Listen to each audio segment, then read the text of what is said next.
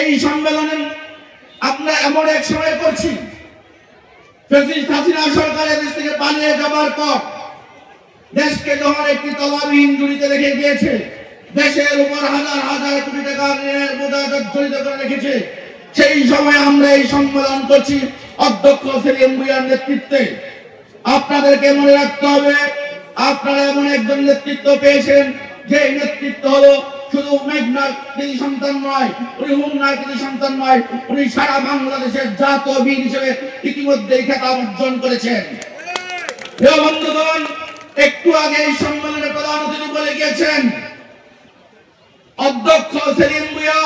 শুধু জেল খাটেননি, উনি শুধু জেলেই ছিলেন না, জেলে থেকে আন্দোলন সংগ্রাম পরিচালনা করেছিলেন। অধ্যক্ষ সেলিম ভূঁইয়া ঢাকার রাজপথে প্রত্যেকটি আন্দোলনের নেতৃত্ব দিয়েছিলেন।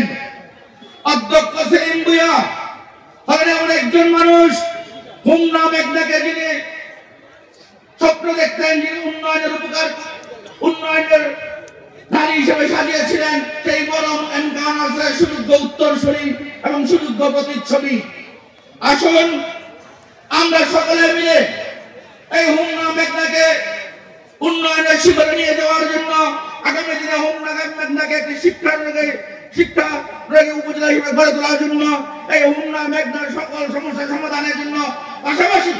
আমার বাঞ্ছারামপুর উপজেলা সহ সমগ্র কুমিল্লা উত্তর জেলায় এবং কুমিল্লা বিভাগে